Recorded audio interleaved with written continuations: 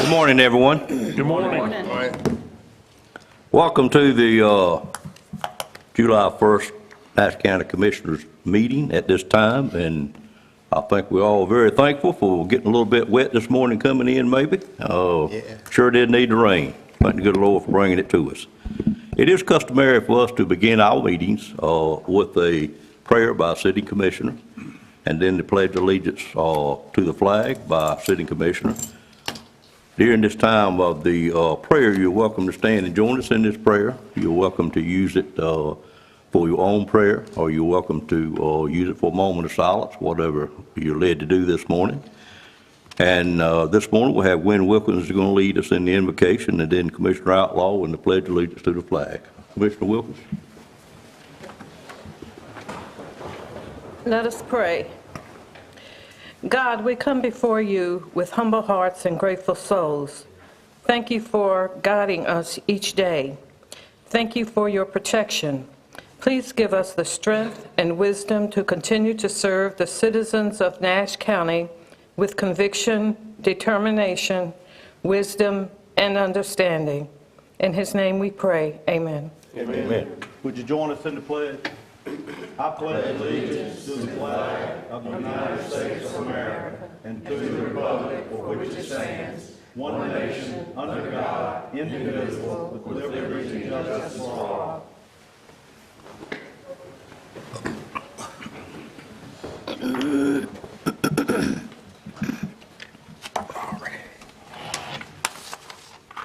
I have a request to add one item to the agenda this morning by our county manager, and it is the introduction of 2 new team members. If there's no objection to that, I will add it under as 5A under public comment. Any objection to adding that item? Okay, consider it added in, and I will say that Commissioner Belfield will join us momentarily. I think he had an emergency at home this morning he needed to attend to, but I feel like he'll be here within 15, 20, 30 minutes maybe. We're now on item number 4, which is approval of the minutes, and we have 2 sets, which is June the 3rd and June the 17th. I'm sure you have had a chance to review those. I'd entertain a motion for any corrections or any additions or approval of the minutes as written at this time. Move for approval. Have a motion to approve both sets of minutes. There a second to that motion? Second. Have a second by Commissioner Wilkins, Commissioner Ayrton at the same time. Any questions on the motion? Seeing none, all in favor, let it be known by saying aye. Aye. Any opposed by a like sign? Minutes stand approved, and thank you, Madam Clerk. Good job, well done as always. We're now on item number 5. This is a public comment section that's on our agenda each first meeting of the month. And during this time, if you have anything on your mind you wish to speak to the commissioners about, you're welcome to come up and identify yourself, give us your address, and the board is always very delighted to hear from our citizens.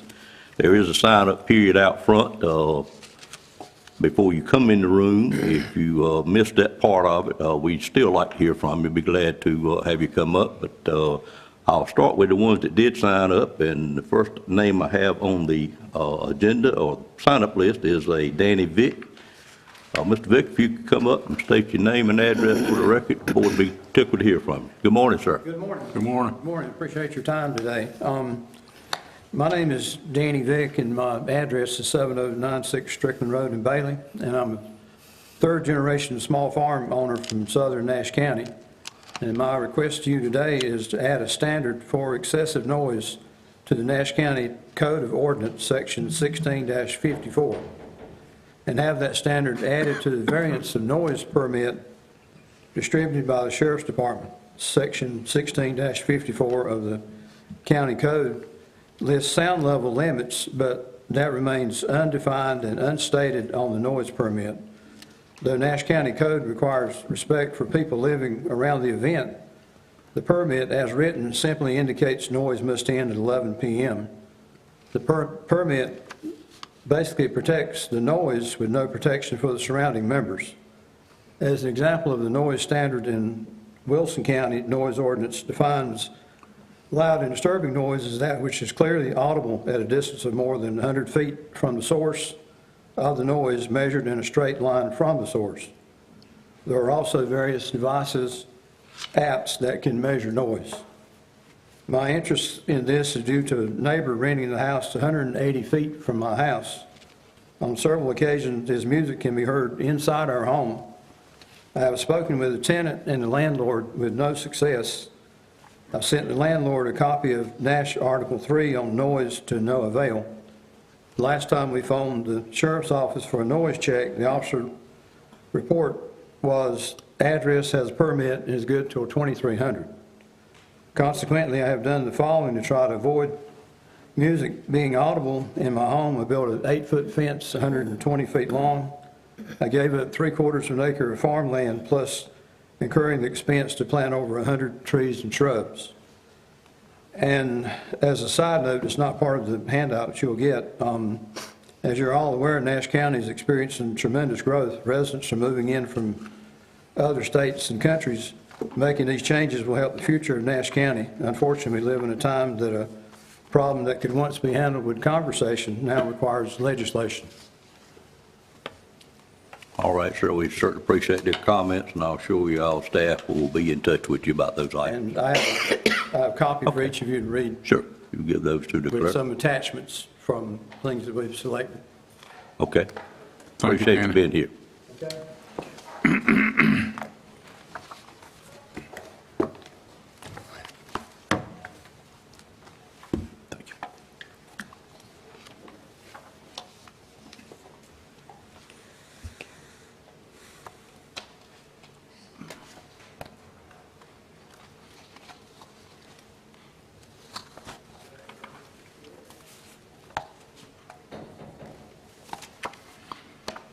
All right, the next item on the agenda is the item we added, which is going to be 5A, and I'll turn it over to the county manager at this time.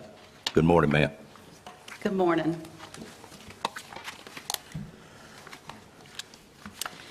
I'm pleased, actually, let me go ahead and ask Tim to come up here and join me.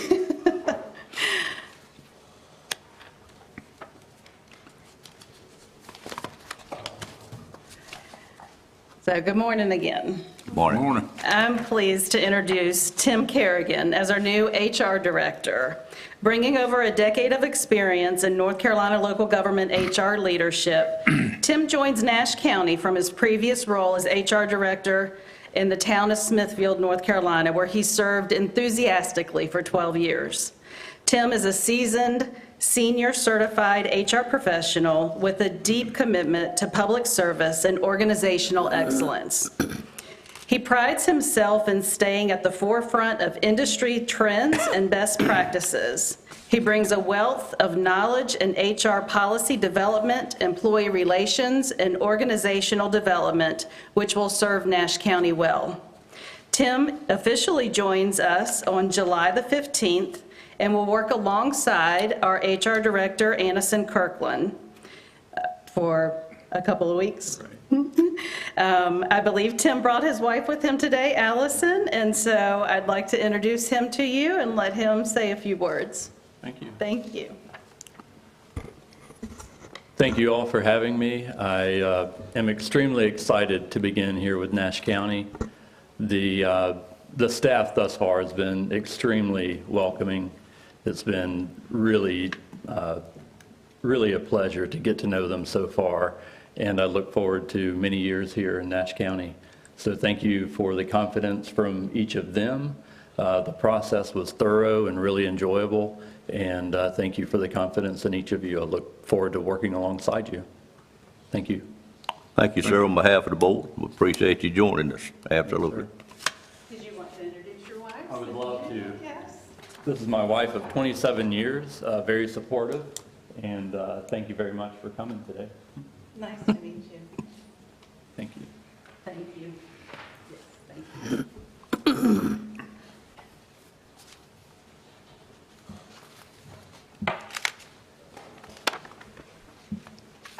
Got him in a jacket and a tie today. I see that. So, our second introduction this morning is someone that we're already very familiar with, Mike Phillips. Mike has been promoted into the role of our Public Utilities and Facilities Director. Mike previously served as our Assistant Director for Utilities and Facilities. Mike brings more than 17 years of experience focusing on public infrastructure with a specialization in water and sewer utilities, streets, stormwater management, and facility maintenance. Mike has been with Nash County for just over 6.5 years, and prior to his time at Nash County, he held various municipal infrastructure positions at the city of Rocky Mount. He earned his Master's of Public Administration at East Carolina University in 2018. Outside of his professional endeavors, Mike's family plays a significant role in his life. His wife, Misty, is a nursing professor at East Carolina University, while their daughter pursues her studies in Parks and Recreation Management. For all of us who know Mike, we know that we can count on his calm, steady demeanor and his dependable follow-through. And no one is more pleased to have him officially in this new role than Mr. Boone. And I will let you introduce yourself to the board. Thank you. Well, thank you to the managers and Mr. Boone and commissioners. I have been here 6.5 years, and I really enjoy working with the staff, all the department heads and the commissioners. You know, Public Utilities and Facilities has an amazing staff, and I just look forward to working with them in this new role. Thank you, sir. I will say I did not bring my wife. She will catch this on YouTube. I didn't tell her it was going on because her and my daughter are at the beach this week, and my daughter only gets a weekend off every now and then, so I figured I'd just let them be. So she's probably already in the doghouse, just haven't got home yet tonight. I bet so. Thank you. Thank you, sir. Appreciate what you've done in the past.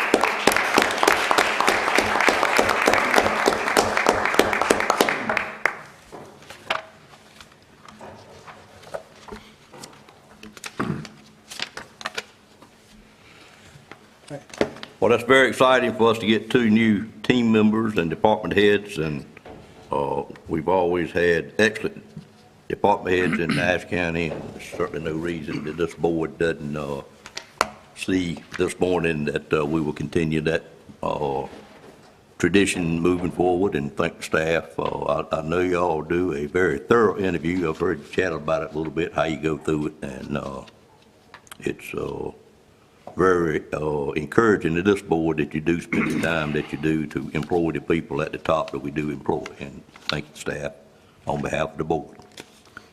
All right, we'll move into the exciting stuff. We'll move on to item number 6, which is the public hearing on general rezoning request Z240601 Riverstone subdivision. And I'll call on our planning director, Adam Tyson, at this time. Good morning, sir. Good morning.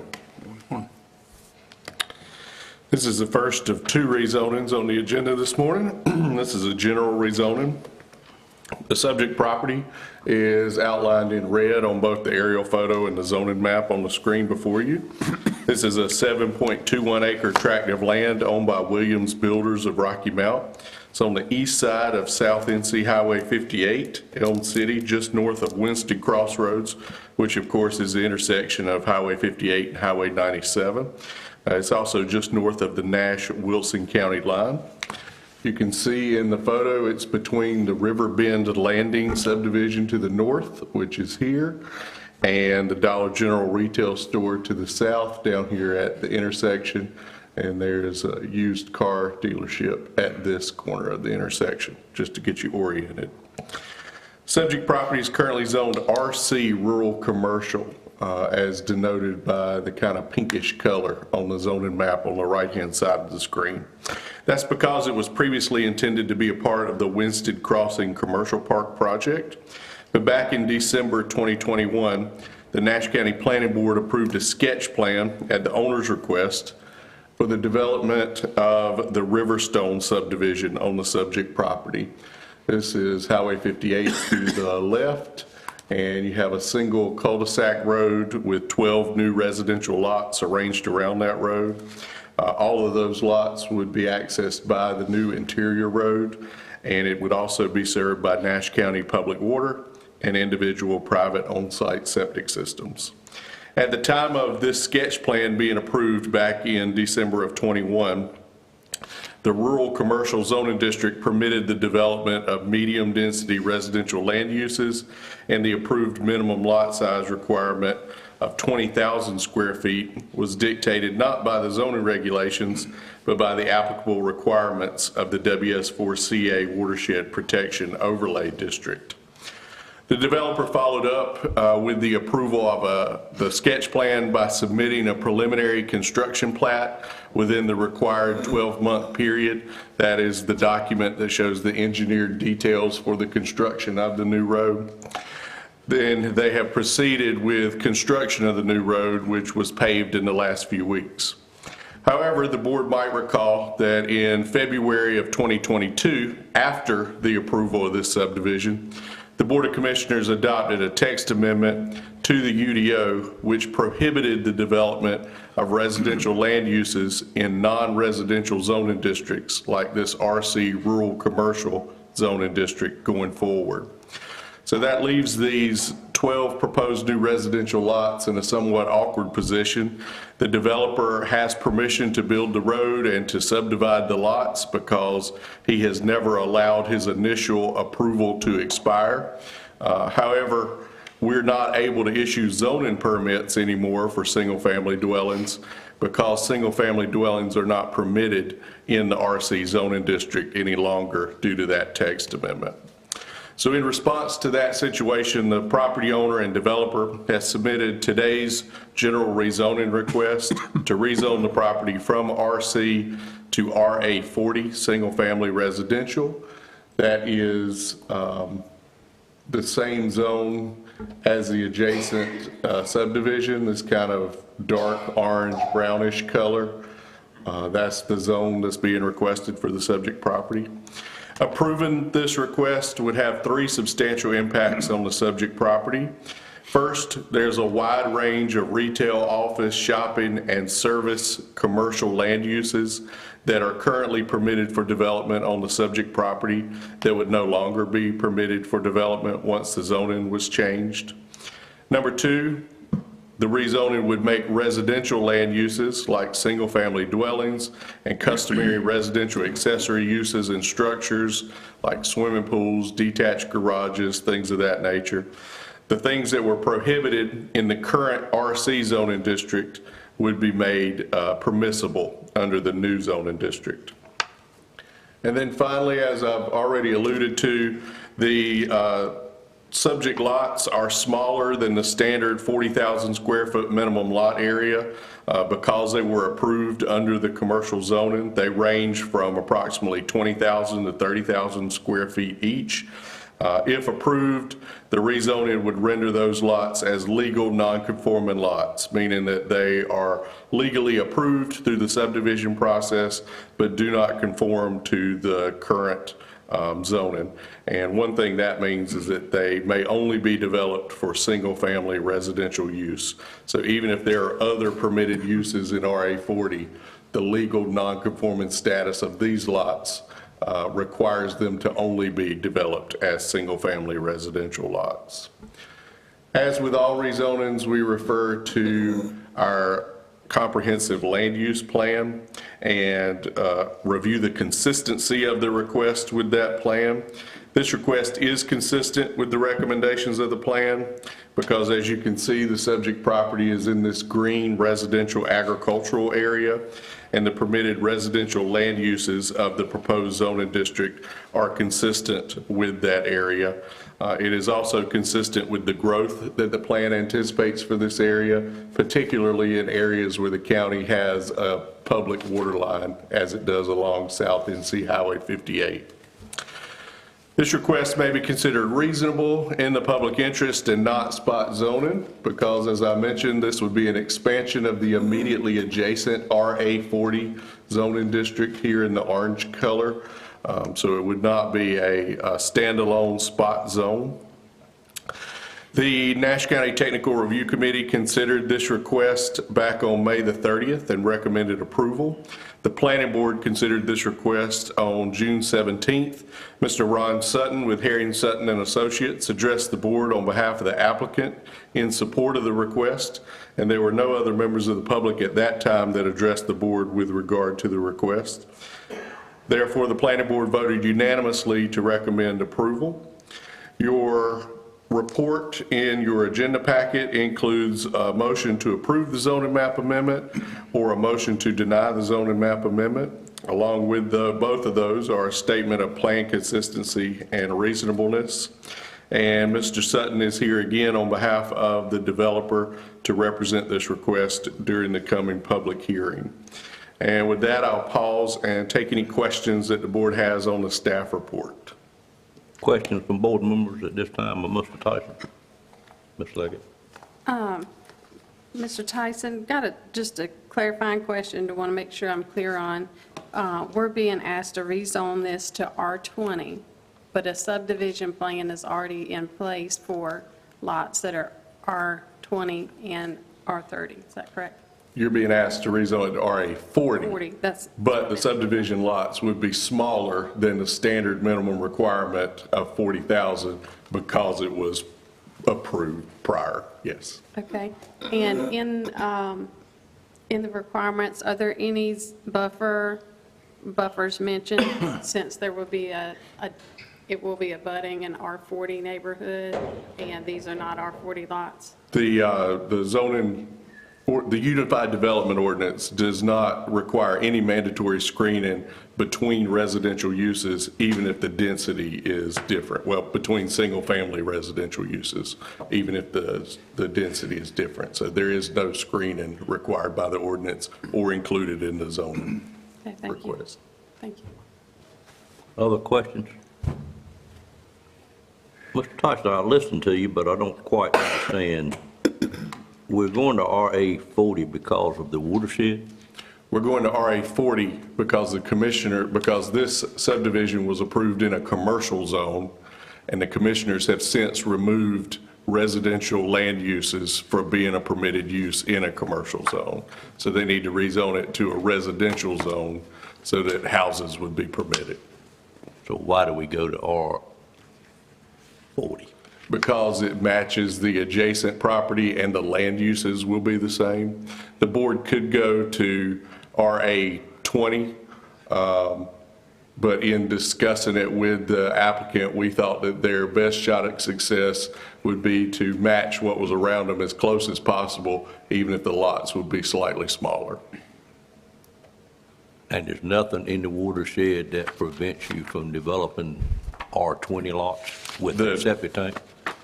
So the original commercial zone that it was approved under had a much smaller minimum lot size of 6,000 square feet, which of course would not be realistic for septic systems. But it was the watershed overlay district that required them to meet a minimum 20,000 square foot minimum lot size. And so these lots are compliant with the watershed. Okay, thank you. Any other questions? Thank you, Mr. Tyson. Entertain a motion to go into public hearing on this matter at this time. So moved. Moved by Commissioner Outlaw, is there a second? Second. Second by Commissioner Combs and Commissioner Arrington. Any questions on the motion? All in favor of the motion, let it be known by saying aye. Aye. Any opposed by a like sign? Motion carries. Ladies and gentlemen, this time we are in a public hearing on this rezoning request, and if there's anyone here this morning that wishes to speak for or against this item, we ask you to come forward at this time and state your name and address for the record.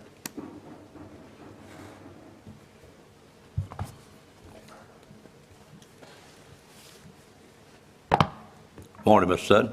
Morning, Mr. Davis. Good morning, members of the board. My name is Ron Sutton with Herring Sutton Associates in Wilson, North Carolina, 2201 Nash Street Northwest. Just here to say that we concur with staff and with planning board recommendations to you and request that you approve the request as presented. Be glad to answer any questions any member of the board may have. Any questions of the engineer on this item while we have him before us? Appears not, sir. Thank you. Thank you, Mr. Davis. Anyone else wish to speak on this item? Seeing none, I'd entertain a motion to close the public hearing at this time. So moved. Moved by Commissioner Leggett, is there a second? Second. Second by several. Mr. Harrington, I heard first, I think. Any questions on that motion? All in favor of the motion, let it be known by saying aye. Aye. Any opposed by a like sign?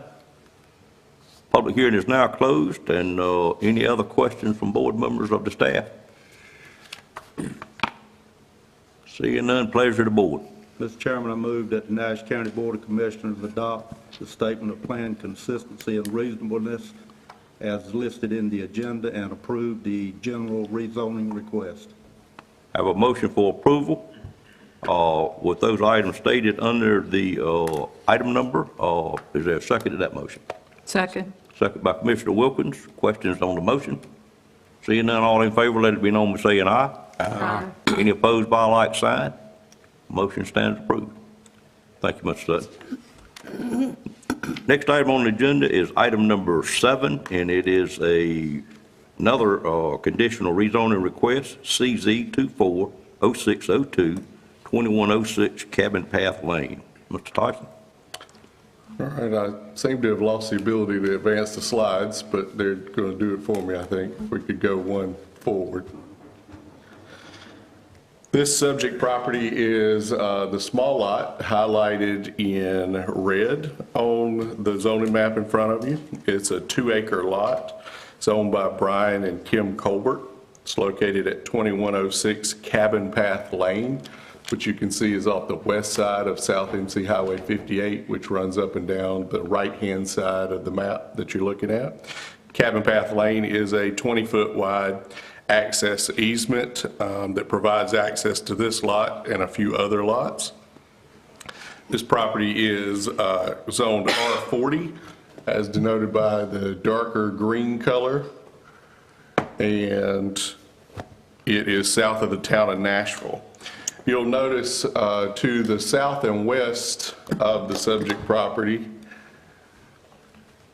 there's kind of a rectangle here of lighter colored A1 CU zoning. This was established by the board back in April of 2017. That consists of 89.5 acres, and it was made at the request of the same property owner.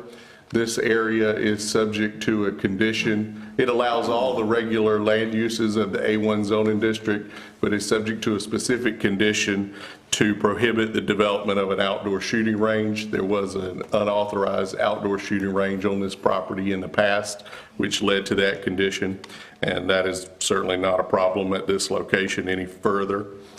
The same property owner has now acquired this subject property and has submitted this conditional rezoning request to rezone it to A1CZ. The primary interest is to replace an old demolished dwelling on the property with a Class B single-wide manufactured home. In this aerial photo, you can see the location of the now demolished home and the desire of the property owner to place a single-wide on this lot.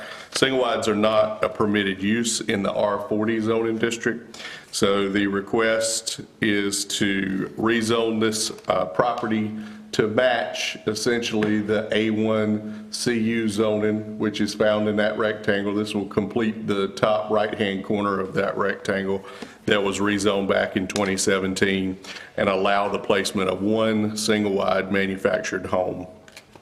One of the proposed conditions would allow the subject property to be developed in the future for any permitted land uses that are common to both the current R40 and the proposed A1 zoning district.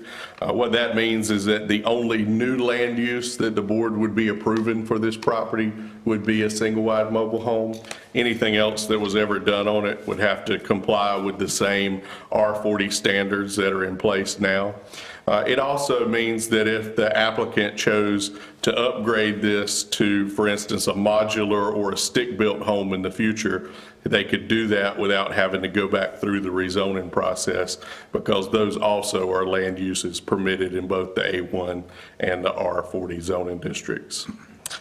The request is consistent with the recommendation of the land use plan, because the plan designates the subject property as residential agricultural area. You can see it exists in the green designated area here that is pretty much uniform, aside from the areas we want to protect for our water sources and environmental protection areas in the blue. Also, the land use plan explicitly lists Class B single-wide manufactured homes as a typical residential land use to be allowed in that area, and the request would not change the minimum lot size requirement of the permitted residential density or the permitted residential density of the subject property. Because this is a lot served by an easement, it's only permitted to have one home, and so it will continue to only be allowed to have one home. The request is just that that home be allowed to be a single wide.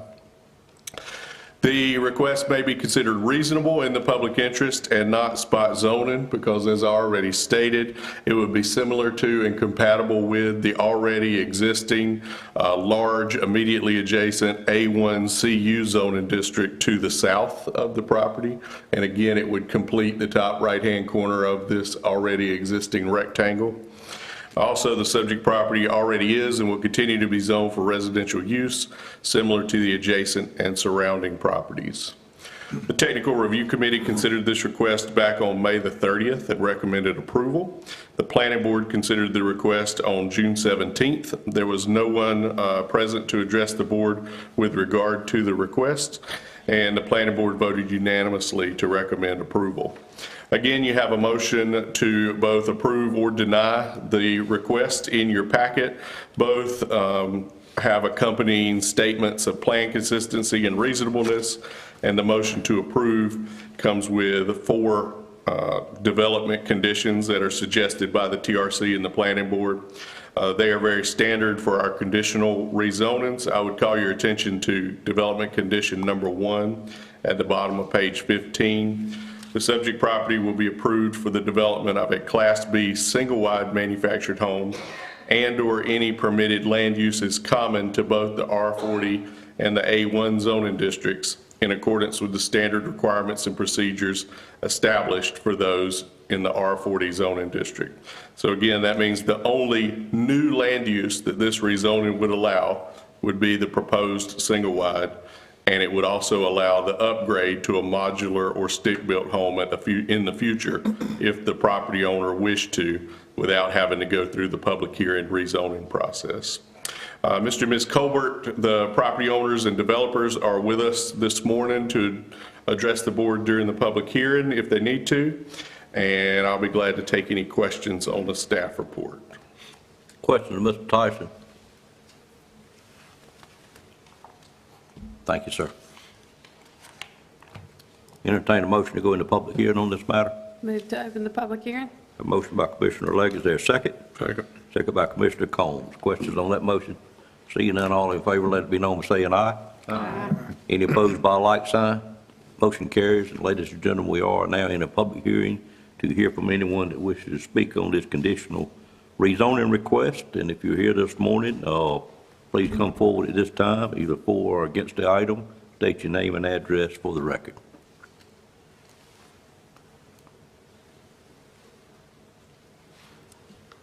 All right, see no movement. I'd entertain a motion to close the public hearing at this time. So moved. Have a motion by Commissioner Leggett. Is there a second? Second. Second by Commissioner Wilkins. Questions on that motion? Seeing none, all in favor, let it be known by saying aye. Aye. Any opposed by a like sign?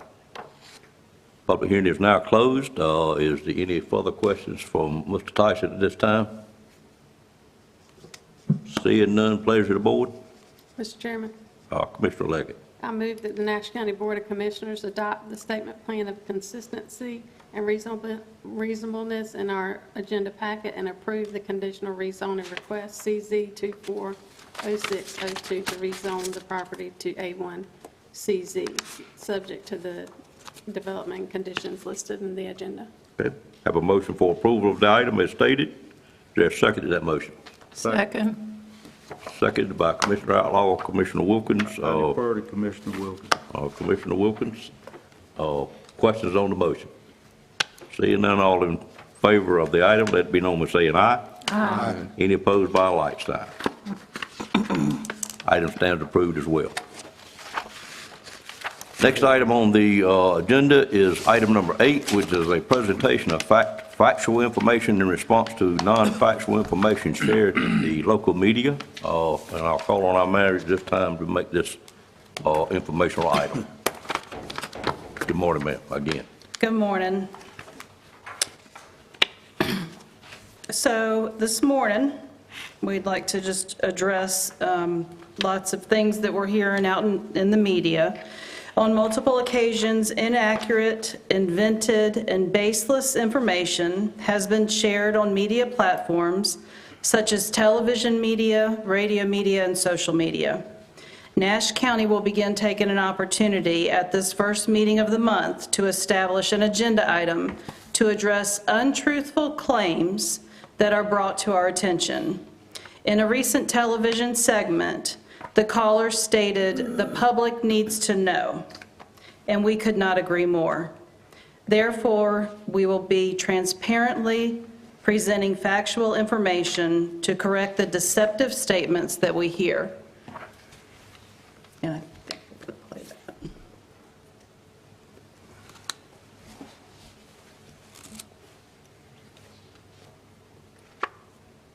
It's a good morning to you. Good morning, how are you today? I'm wonderful. I hope you are. I'm fine. Did you get a good vacation in? I tell you, I did.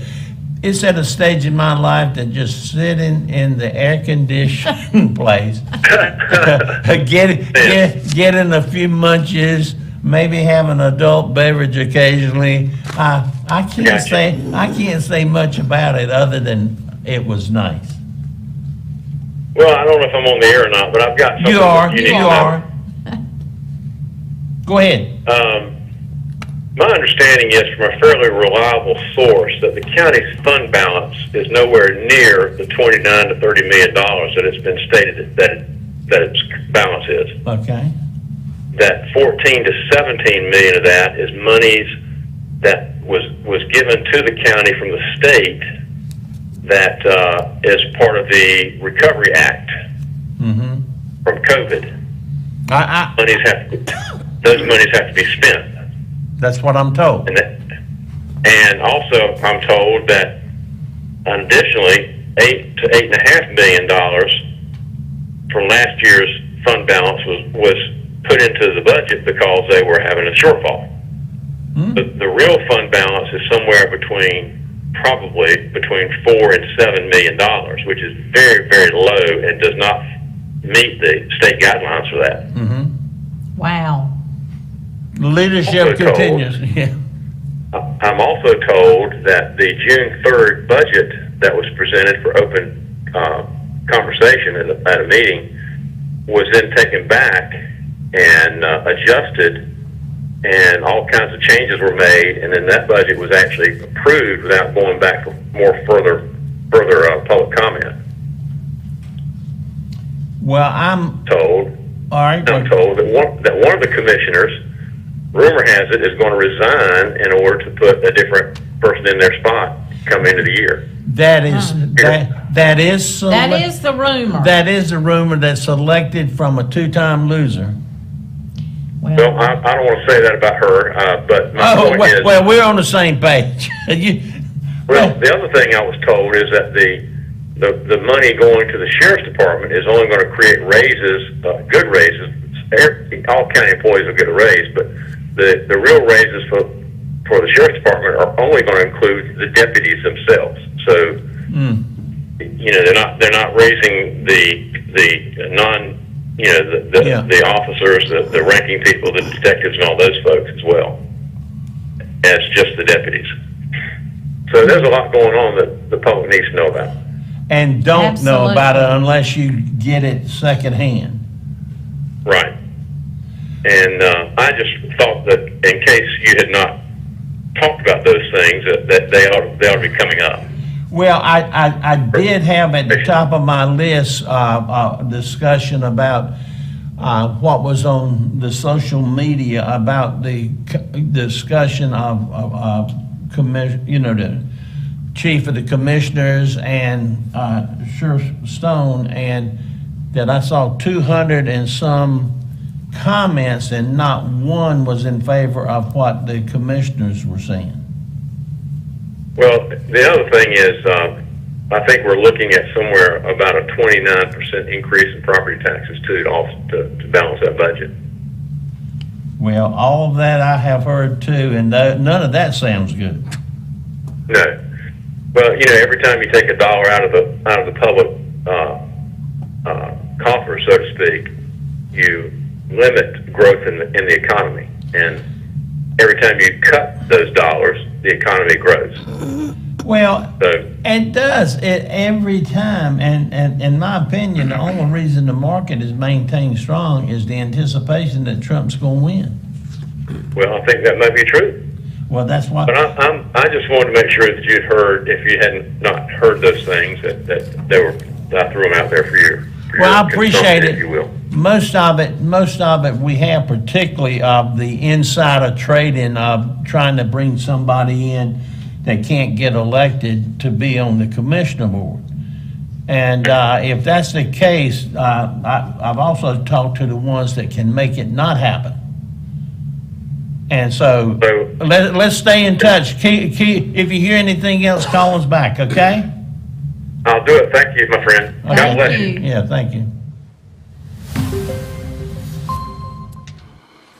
So we'll get back to the PowerPoint, and if you'll bear with me, I'm going to purposely try to go slow because there's a lot of information that was talked about, and I've got information to share, and I want to make sure that it's clear and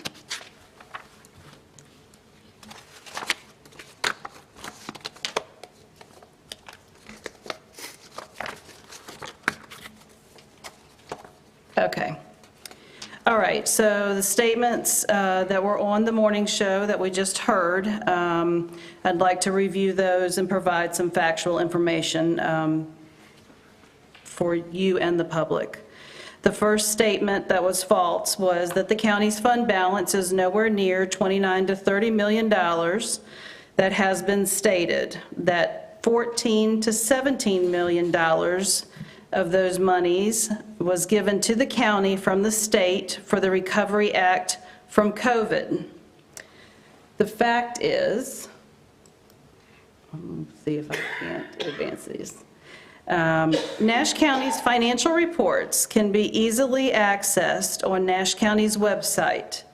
The 2023 Annual Comprehensive Financial Report, the ACFR, page 18, provides a balance sheet as of June 30th, 2023.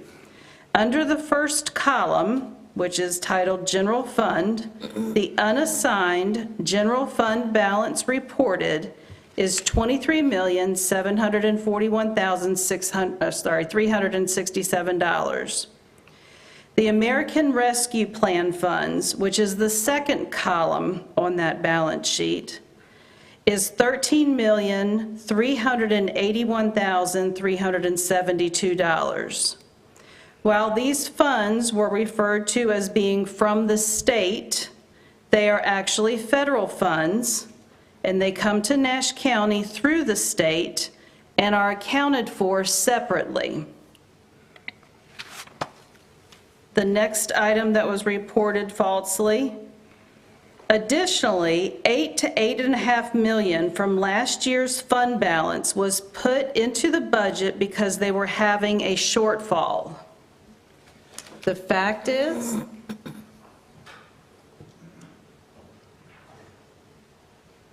think we got it there. No, we're not there. Yes.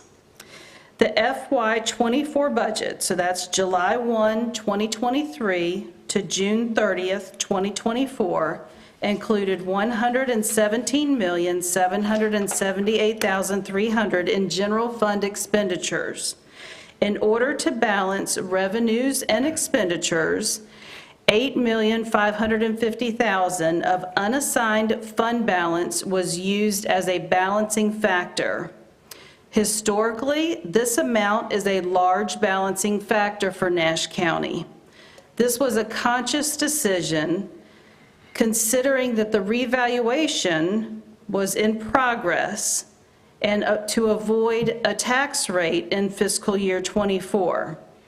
After the $8,550,000 was allocated to to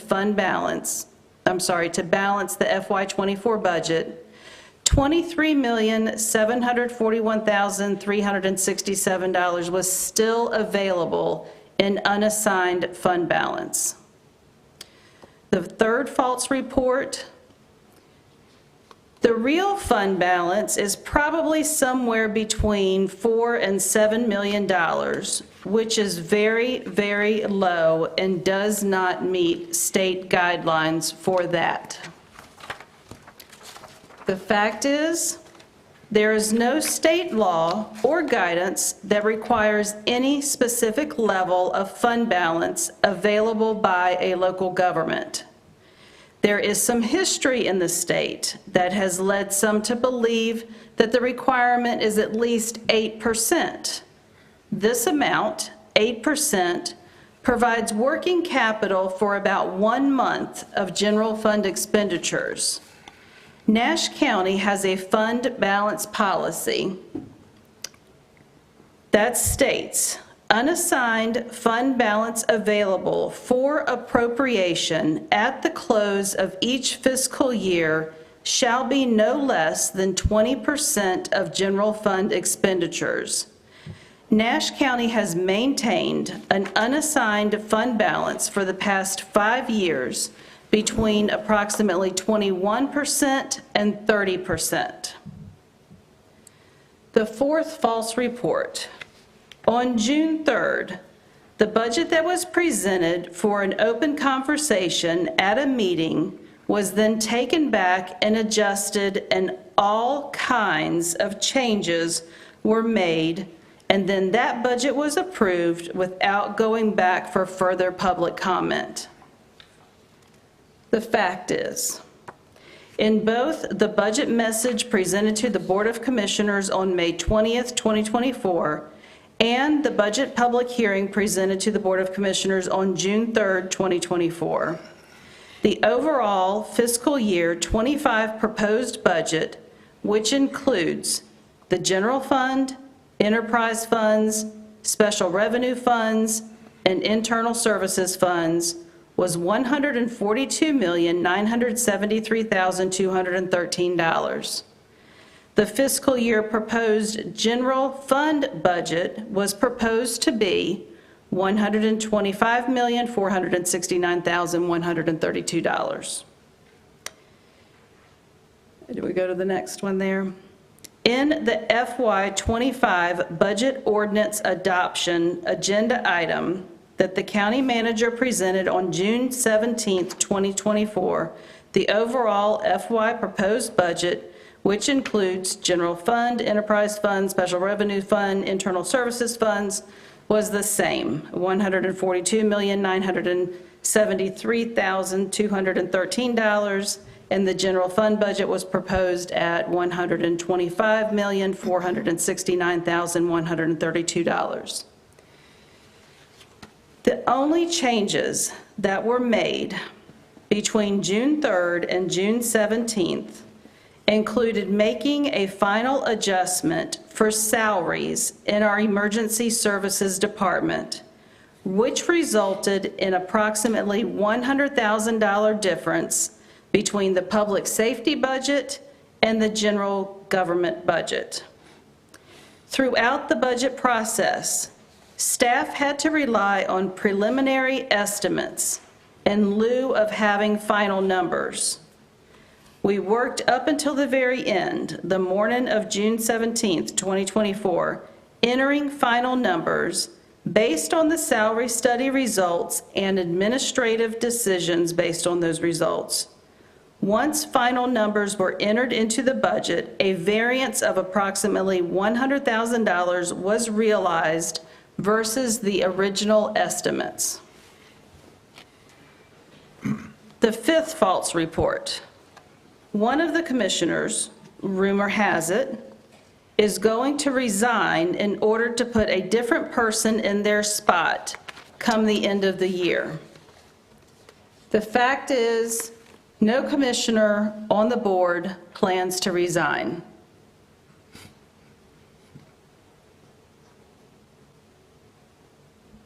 False report number 6. The money going to the sheriff's department is only going to create raises, good raises. All county employees are going to get a raise. The real raises for the sheriff's department are only going to include the deputies themselves. So they're not raising the officers, the ranking people, the detectives, and all of those folks as well, just the deputies. So there's a lot that the public needs to know about. Fact. The raises that are approved in the budget for the sheriff's office, it is an office, not a department. He has taught us that over the years. Are deputy 19.5%, senior deputy 15.3%, master deputy 9.1%, sergeant detective 5%, lieutenant 6.8%, captain 10.6%, major 7.4%, and chief deputy 5%. Anyone wishing to see the actual data for salaries can go to the Nash County website and click where it says, click here. It will take you to a page that has many links to budget information. At the top of our list is our fiscal year 25 approved budget. Under that is the recommended budget, and under that is the FY25 public safety pay study information. False report number 7. I think we're looking at somewhere about 29% increase in property taxes to balance the budget. Fact. Nash County performed a revaluation of property based on North Carolina law. The Board of Commissioners adopted a budget for the upcoming fiscal year with a new tax rate. Nash County's rate went from 67 cents per 100 valuation to 63 cents per 100 valuation.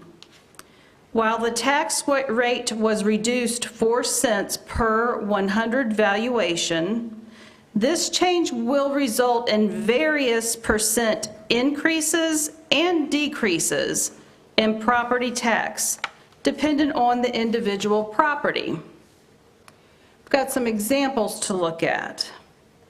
So if you have a home that was valued at $190,000 in 2023, and that value went to $230,000 in 2024, you can see from the chart what the annual taxes would have been in 2023 and what they will be in 2024 based on the rate change. When you do the math to subtract those and divide, you come up with a 13.8% increase in property tax. For example, number 2, if you had a home that was valued at $525,000 in 2023, and that value went to $645,000 in 2024, you can see what the taxes would be for that property in 2023 at the 67-cent tax rate, and 2024 at the 63-cent tax rate.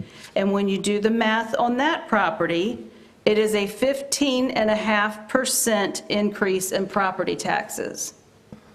The third example, if you had a home that was valued at $155,000 in 2023, and that value went to $120,000 in 2024, there again you can see what the annual taxes would be on that property in 23 and in 24, and that's actually a 27% decrease in property taxes.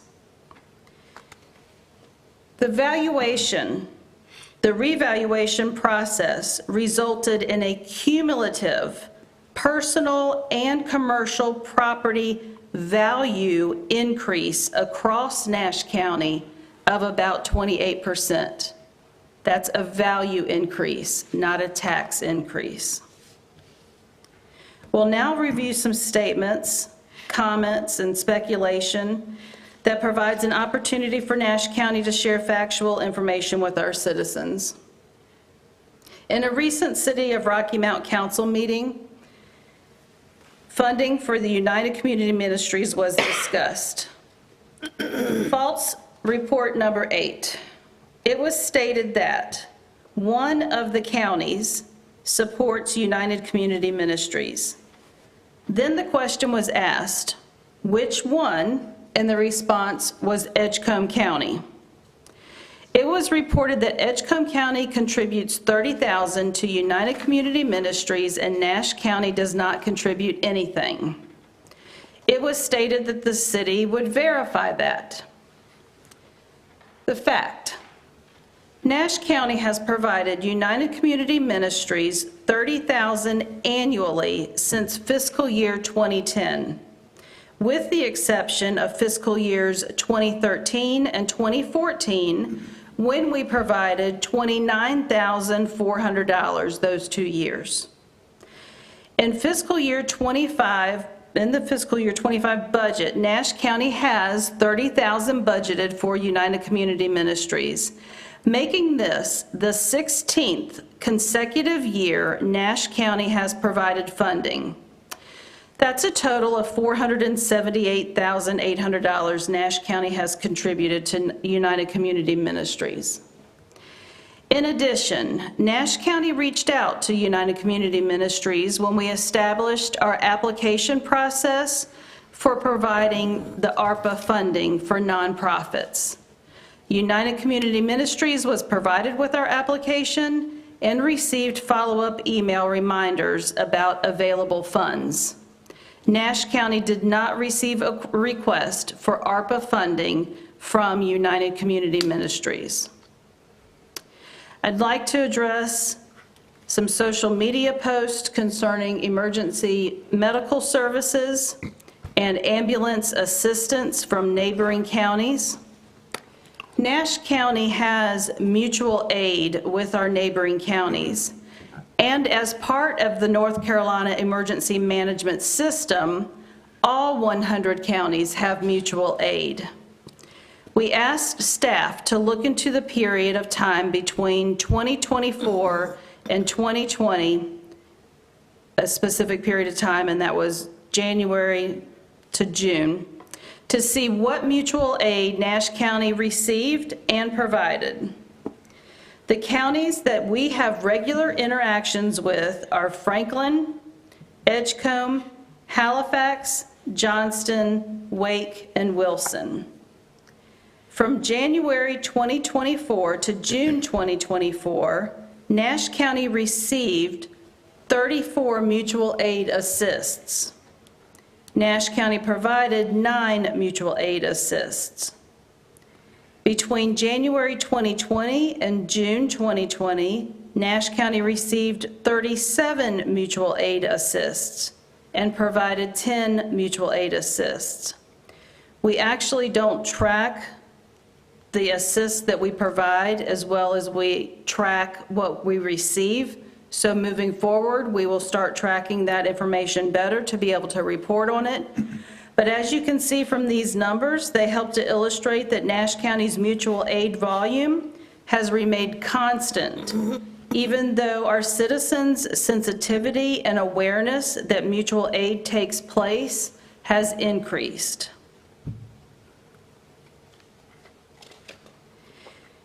And finally, I'd like to address our Emergency Services Director sharing with social media that he is stepping down. My administration team will be working with the leadership of Emergency Medical Services, that's EMS, 911 Telecommunications, the Fire Marshal's Office, and Emergency Management. All of these units of service have leadership in place, and we will work with them. And as early as this morning, I was accused of firing Mr. Cameron on social media. So I would like to state that I did not fire Mr. Cameron. He did submit his letter of resignation to me, and I've been asked what the plan is for moving forward. I will say that as we did the pay study, we learned that having the position of Emergency Services Director is in Pitt County and Johnston County and not other counties. So what we would like to do is take this opportunity to have my staff and administration work with those leadership teams in those 4 units of service and find out what the need is for that position. We will be assessing that over the next several months, and I will be able to report to the board whether we will be filling that position again or not. Any questions? Questions of the manager on this agenda item? So I have a comment and probably a follow-up question. With the media as it is today, people seem to don't care whether information is factual or false. If it satisfies their agenda, they're going to promote it, whether it's right or wrong. And it's a shame that we've gotten that way with all this technology, social media. It's using now, and it's somewhere, these people need to, if they're going to put it on, they need to know the facts. But in most cases, they're not even interested in the facts. We want something that I can promote my agenda, hidden or open. And I just think that this was good this morning that you brought out the facts versus false information that's already out there. And people tend to want to hear the negative rather than the positive. And that's a shame. But my question is, have you, I forgot to turn my phone off, excuse me a second.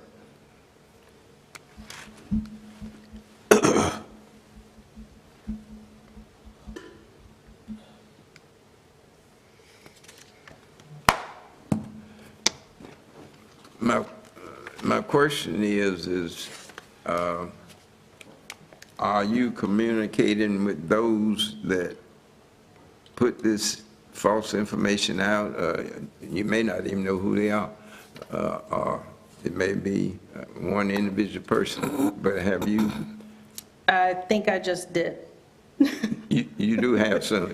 No, I think us putting the information out today is getting the information out. Okay. That's good. Other questions, comments from commissioners? Mr. Chairman. Ms. Leggett, go ahead, and then Commissioner Okay, Lucas. thank you. Madam Manager, I appreciate you taking the time to clear up some of these false accusations, and I appreciate you sharing with us so promptly the news about the Emergency Services Director. Most of you on the board know that I've always been a strong supporter of emergency services and public safety in the county. I've always supported their leadership and will continue to support whoever's in those roles at emergency services. I just wanted to encourage you not to wait too long to fill that position. It's an important position. If there's an emergency in our county, someone has to be in charge, and that person being over those different departments has a very important role. So I encourage you not just to look within, but to look around the counties. Looks like you already are, so I appreciate that very much. Thank you. Commissioner Wilkins? I just wanted to say, Madam Manager, well done. It's about time. We did address everything going on in social media, and many that comment on social media don't even live in Nash County. A lot of them aren't even registered voters. The ones that are, I asked them if they are listening to come to the source, ask the question, call your county commissioner, and let us know what you're thinking. I had a call, and I calmed that woman's fears. And she couldn't believe that we were going to pay what we paid. She evidently had not looked at the budget. She had not heard our commissioner meetings. And it's just something that has to be done, and we need to address it because people, because they don't get their way, they don't get what they want without any regard for anyone else, what anyone else wants and needs to stop all this going on social media, trashing Nash County, trashing the Board of Commissioners when we were elected by the people to do what we need to do. And so I thank you for doing that. Mr. Chairman, I yield the floor. Thank you, Commissioner Wilkerson. Didn't ask you to yield the floor, but if you're finished, that's fine. Other comments? I just would like to make Mr. Outlaw. one brief comment, just to make sure it's clearly understood. I have no plans to resign from this board. Anyone that thinks that I have those plans, they have been very much misled. And it really incenses me that people would just make up information like that and just spread it all over the county. I have no intention of resigning. I was elected by the people. I'm doing the work of the people. The few that think I am not, then I'll just deal with that the best way I can. But I'm going to continue to serve on this board. So that'd be very clear to anyone that has any questions about it. Thank you, Commissioner. Other comments? Well, Let me see if I got a new commissioner, Mr. Belfield. Anyone else wish to say anything? Commissioner Harrington? Yeah. Madam County Manager, I appreciate you bringing out the facts. I probably don't agree with playing the video. I agree a lot with Commissioner Belfield about false information that spreads not just with our county, but throughout the United States and the world. And sometimes you just cannot combat every false statement. But I guess I feel like if we're going to come here every month and play videos from social media, that I wouldn't find that helpful. Now, the facts that you brought out and the misinformation, the way that you presented that, I would go along with that. But I think we kind of promotes false information when you replay it. Others? I just want to say I appreciate the manager and bringing these facts. Nobody knows more than I do the lies that's been told for a while, and the truth don't hurt, but lies just spread and stuff's made up and told that's not true, and people just need to be more aware. They need to get involved. They need to see what's going on when we approve a budget or in a proposed budget. So I appreciate what you've done this morning. I think it was needed. Thank you. Mr. Belfield? oh, I was just going to follow up, like Commissioner Outlaw. Some think that I may resign. As long as my health is good, I have at least 2 more years on this board, and I plan to serve them out, and I have told those who fishing around and hoping that I would come to a point where I would resign, and they see to it they get that person in my place. But and I have made it clear that when I ran in 22 for re-election, that I was going to serve those 4 years out. And Lord knows what happens after that. Thank you, Mr. Belfield. I'm going to be very brief. I just want to thank the manager for his presentation this morning. When we run for elected office, we expect some criticism. the level has gotten worse as it's been in my 22 years on this board. But you know, I still expect it, and I'm willing to take it. I'm going to do what I was elected to do by the majority of my people. I'm going to do it to the best of my ability. I won't be affected by comments like that. But I think what you did this morning was really for your employees. And quite frankly, I appreciate you doing that. We have great employees in Nash County, great department heads. Anybody that watches our meetings or any meeting I'm in, you've always heard me say that. I appreciate every one of them. And this was really a slam on several of our department heads. And it does irritate me that they would go off on tangents and criticize people that do a great job for their county. Just look at the people that you may be hurting that are employed here. That's the thing that bothers me most personally. I don't enjoy the criticism, but it's okay. I mean, you don't have to run for an office. I chose to run, so I'm willing to put up with that, as I've said before. But you do have to have employment. You don't have to work for Nash County. And quite frankly, I think it's important to defend our people because we don't want to lose our key department heads or anyone else that works for Nash County because of false information out there. I feel like at this point we are losing a couple of key employees. I think this type of stuff had some percent of involvement in maybe some of those people choosing that. I don't know that for sure, but I do understand the stress that they are under, and the word burnout was used a couple of times, but you can continue to do what you need to do to support your employees, and I appreciate it. Thank you. Thank you. And I will say, you can see on the screen now, there is an email address, info@nashcountync.gov. You don't have to pick up the phone and call us and talk to us. You can just send us an email with your questions. If you want to fact check something for yourself that you're hearing, we'll be glad to respond and provide information to the public. Okay. And you did say you intended on doing this each meeting if items warranted? If there are things that need to be addressed between meetings, yes, we'll So- have it on the agenda. As commissioners, as we hear things, we should also pass them to you. Yes. Okay, Yeah, that's great to hear. good job. Thank Thank you. you.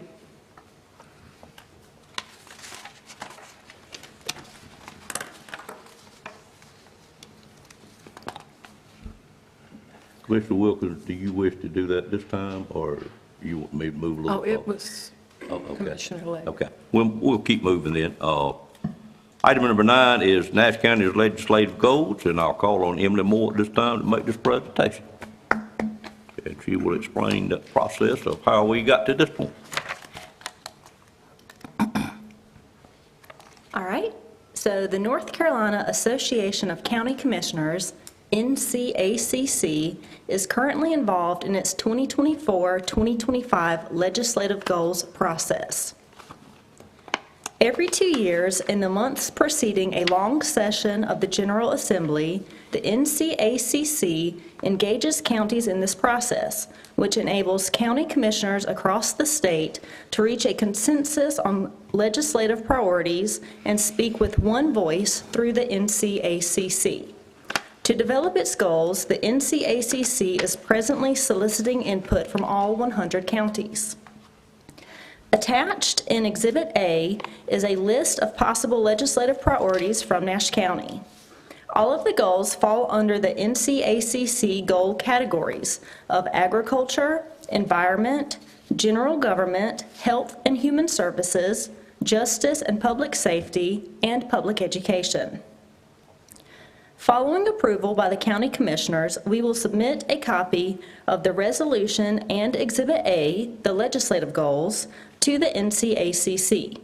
We'll also submit the required separate legislative goals proposal form online for each priority by the September goals submission deadline. So the recommended action. We are recommending that the board adopt the attached resolution and approve its submission to the North Carolina Association of County Commissioners.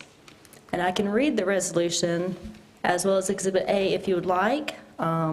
Exhibit A, these are the legislative goals that were discussed at our legislative dinner on May 30th. Please do. Okay?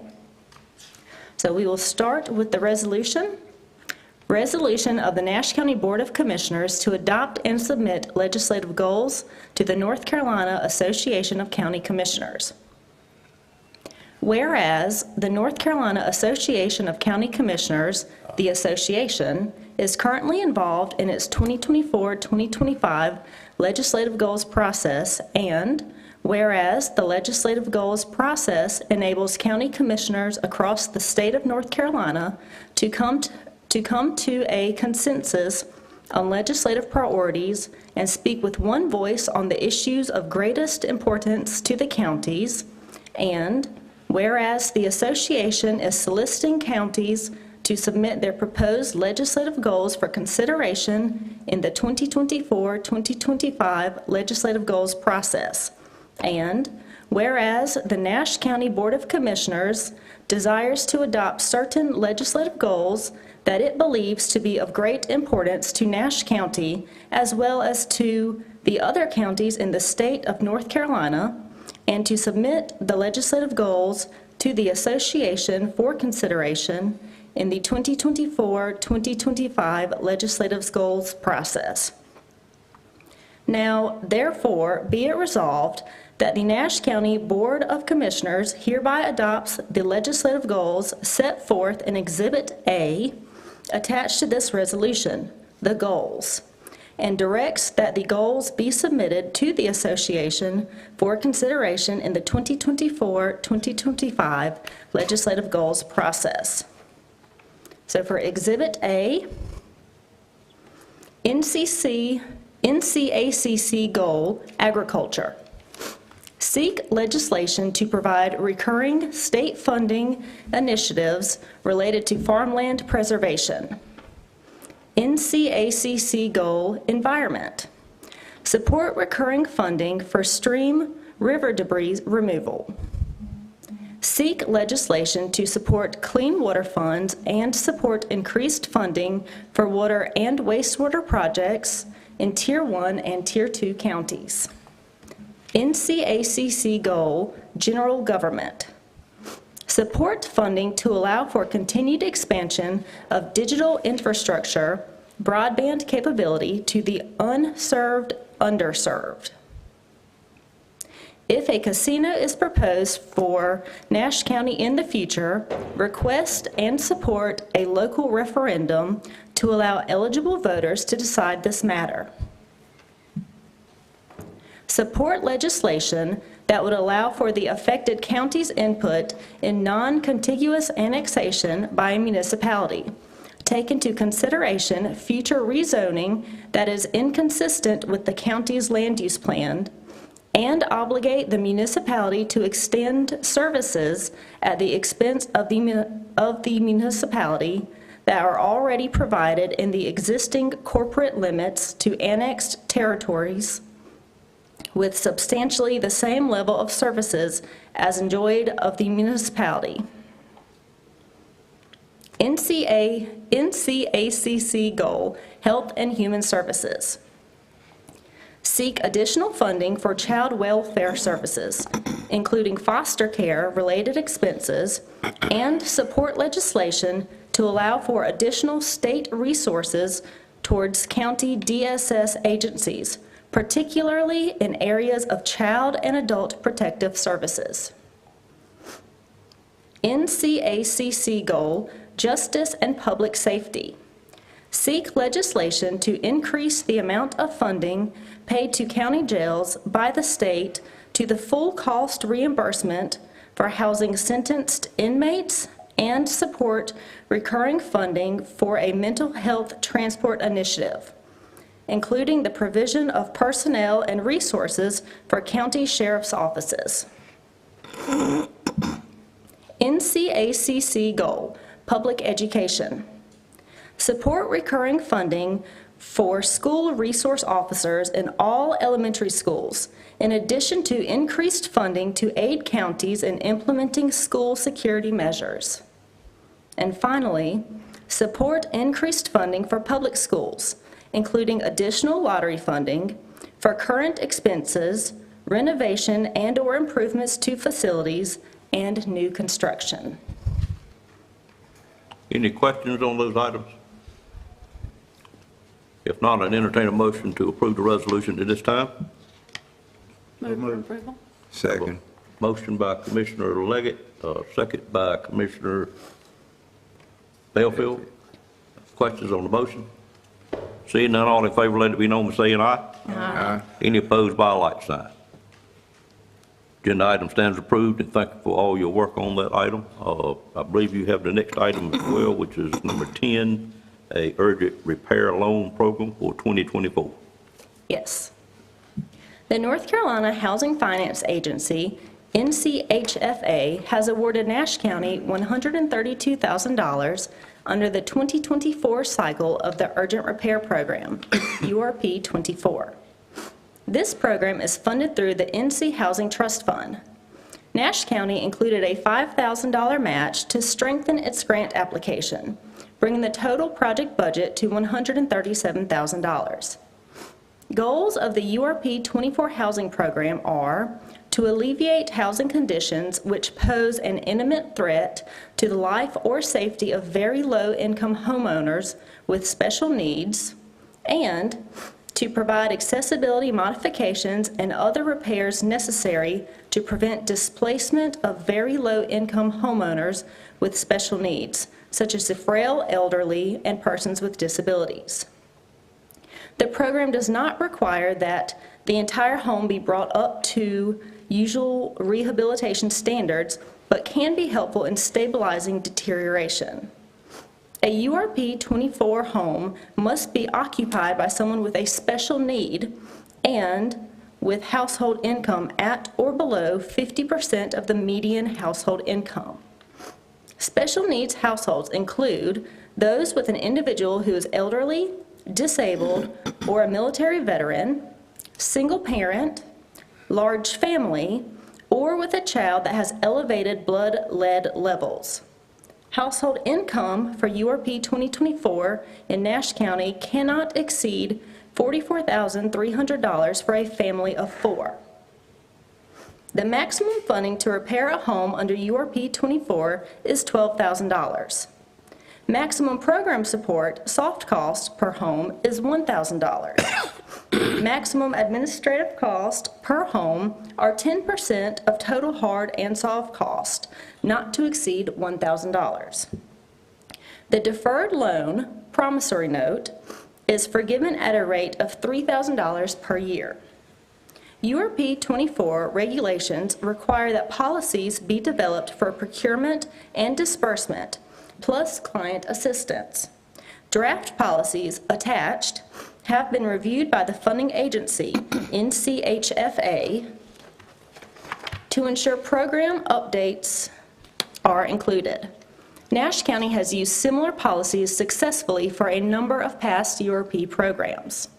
Per the grant application, Nash County will contract with McDavid Associates for housing support cost and administration. Nash County will repair approximately 10 homes through URP 24. Nash County is scheduled to take URP 24 applications from September 16th through September 20th, following execution of a funding agreement with NCHFA. So the recommended actions are to approve the policies subject to specific amendments recommended by the North Carolina Housing Finance Agency, and authorize the county manager or her designee to execute documents and reports for administering the 2024 Urgent Repair Program. And your attachments that you have are both the URP 24 Nash County Assistance Policy and the URP 24 Nash County Procurement and Disbursement Policy. All right, any questions of Ms. Moore on this item? Mr. Bellfield?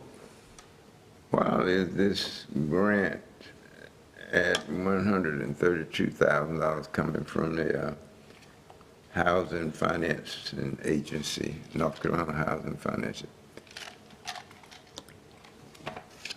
And it's the average home in repair is gonna run at least about $12,000. I've seen quite a few of them that are running 15. With this program, the $132,000 is the maximum amount that Nash County could apply for, and we did put an additional $5,000 match towards that. But this program also only allows a maximum of $12,000 to repair a home. So this program is not intended to repair an entire home, but to kind of put a Band-Aid on it. So it can help make some necessary repairs to keep the home livable, but it will not go in and repair the entire home. I understand that, but the cost is still there. But that was the max that you could request, and no more. We need to talk to them. We need to talk to them. Mr. Bellfield, that is, on this particular program, the maximum we could request, and the amount we can spend on this particular program is the $12,000. And we have several other programs that we're able to do a lot more work on homes, but this particular one, we can just get that worst thing they need done as long as it's under $12,000. Yeah, I'm aware of other programs, which is a lot more. Yes, sir. But $12,000, I don't care how you get involved in maintenance, repairs, to make it livable. Yes, sir. Some of them are running over $12,000. I think we fully understand that. But I know some up as high as 15. well, we've done some recently up as high as 40 and 50, but it's other programs, of course. Oh, yeah, when you We really get getting those. into remodeling a home, you talking about $50,000. Yeah. Well, I'm sure the staff will pick particular homes that fit this program, and then other ones that they know gonna need a lot more, they would shift them into other programs. But that's Emily and her staff's job to see what fits best. But For this- we're gonna take what we can get, of course. I said Well, this program I really don't disagree excels. with that. I don't disagree with that. We take what we can get. Yes, sir. But we can urge. We them can. to Take a look at it Right. and maybe do better. Right. Ms. Moore? I was going to say, this program tends to excel at putting a new roof on a home. Right. Replacing an HVAC, or putting a handicap accessible ramp is where this one really excels. Any other questions? Seeing none, I'll entertain a motion to approve the policy as outlined and to designate the county manager or someone else that she may choose to designate to execute the documents as needed. Is there a motion? So move. Moved by Commissioner Harrington, second by Commissioner Bellfield. Questions on the motion? Seeing none, all in favor of the motion, let it be known by saying aye. Aye. Any opposed by a like sign? Motion stands approved. Thank you, ma'am. Thank you. Item number 11 is a service weapon award request. Major, who is going to make this presentation? Okay. Good morning, sir. How are y'all? Good morning. All right. We have a service weapon award request for Lieutenant Lankos. Lieutenant Lankos began his career with the Nash County Sheriff's Office in 1998. He began his service to Nash County as a patrol deputy and was promoted later to sergeant in the patrol division. Lieutenant Lankos was then transferred in 2015 to the investigation division, where he was assigned CID. He then was assigned to the narcotics division in 2018 and began his career with the task force officer DEA unit in 2018, where he has served since then, and he just retired this past Friday. Okay. So, and we like to recommend that Lieutenant Lankos receive his service weapon. All right. Any questions from board members? Is he with you today? No, he's in a meeting in Raleigh. He had to go up there and turn all this stuff in, then he'll be here this afternoon. Okay. To turn all his stuff in here to the sheriff's office. Gotcha. All right. I'd entertain a motion this time to honor the request. So moved. Moved by Commissioner Leggett. Is there a second? Second. Second by Commissioner Combs. Questions on those motions? If you don't give him the service award, does that mean he would stay possibly? Well, he said he might come back and do some part-time. Okay, all right. Just kidding in a way, but certainly hate to lose anyone, but, Mr. Chairman, yes, ma'am. I just wanted to say, please thank him for his service. Yes, ma'am, and he said And, sorry he couldn't be here this morning. Yeah, it sounds like he had a really good career, stellar career, and I do appreciate it, and sorry for your long wait. Oh, yeah. Thank y'all. All right, I have a motion on the floor and a second. Is there any questions to the motion? All in favor of the motion, let it be known by saying aye. Aye. Any opposed by a like sign? Motion certainly carries. So anyone, other commissioners wish to say anything then? I did too what Commissioner Wilkins said, by all means. Has there been a promotion that we don't know about? Yes, sir. Last week, we got promoted to major. Okay, I was not aware of that. Congratulations. I noticed he called you major, but I That's just all right. hadn't been made aware of that. Well, congratulations. Thank y'all. Well earned, sir. All right, thank you. Appreciate it. Thank you. All right, the next item is a highway safety grant resolution, and I have Curtis Moore is going, okay, make this presentation. Good morning, sir. Good morning, sir. How are you doing? Doing great. Good morning once again, and thank you to the Board of Commissioners for the opportunity to stand before you today to request your support. As the board knows, in 2018, Nash County was granted 2 officers for the Governor's Highway Safety Program for a crash reduction team. The crash reduction team focuses on school zones, speed and restraint enforcement, and high crash complaint areas and driving while impaired enforcement. Under that grant, the Governor Highway Safety members wrote over 300 occupant protective citations, over 3,000 speed-related citations, and 300-plus DWI citations. After that grant, the team was maintained to continue crash reduction efforts through high-visibility traffic safety enforcement. Subsequently, the Nash County Sheriff's Office applied for and was granted a second Governor's Highway Safety contract, of which this is the 3rd year, 6 years in total between both contracts. In May of this year, Governor Highway Safety Program members conducted over 290 traffic stops, which culminated in 344 traffic and criminal-related charges.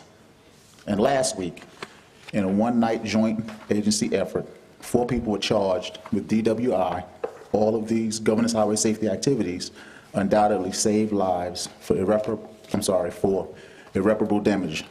On June 6th, of this year, the Nash County Sheriff's Office was approved by the state for the 3rd year of the current contract. The Nash County Sheriff's Office is here today to request approval for another year from the Nash County Board of Commissioners to continue the Governor's Highway Safety Program. The funding of the grant is 50-50 shared costs between federal and local budgets. Financial resources have been budgeted.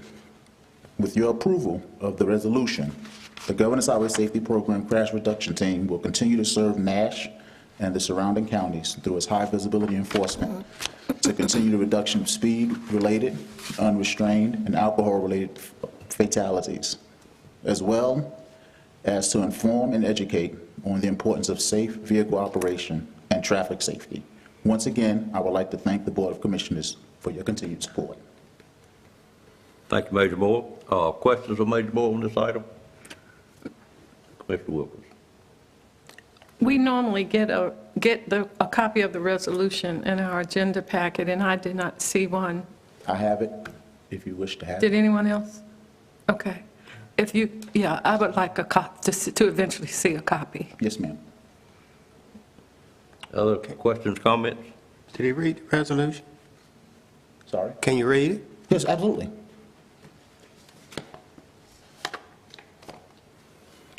It reads, the North Carolina Governor's Highway Safety Program Local Government Resolution. Whereas the Nash County Sheriff's Office has completed an application contract for the traffic safety funding, and that the Nash County Board of Commissioners has thoroughly considered the problem identified and has reviewed the project and as described in the contract. Therefore, now be it resolved by the Nash County Board of Commissioners in open meeting assembled in the city of Nashville, North Carolina, this first day of July 2024 as follows: that the project referenced above is to the best interest of the governing body and the general public, and that Chairman Robbie Davis is authorized to file on behalf of the governing body an application contract in the form prescribed by the Governor's Highway Safety Program for federal funding in the amount of $185,564 to be made to the governing body to assist in defraying the cost of the project described in the contractual application. And the governing body has formally appropriated the cash contributed of $185,564 as required by the project contract, that the project director designated in the application contract shall furnish or make arrangements for other appropriate persons to furnish such information, data, documents, and reports as required by the contract, if approved, or as may be required by the Governor's Highway Safety Program, and the certified copies of this resolution be included as part of the contract referenced above, and that this resolution shall take effect immediately upon adoption. Thank you, sir. Yes, sir. In defense of the sheriff, I think we all realize, I got a call from him late last week about this needing to take place today. And it's probably why the paperwork didn't seem to be quite right, because we added it at the last minute, at the end of, just before the agenda went out. So we're in a good spot this morning. Any other questions? Seeing none, I'd entertain a motion to approve the resolution. Make a motion, we approve the resolution. Have a motion by Commissioner Combs, there a second? Second. Have a lot of seconds, I'll let you pick them, Madam Clerk. Any questions on the motion? Seeing none, all in favor of the motion, let it be known by saying aye. Aye. Any opposed by a like sign.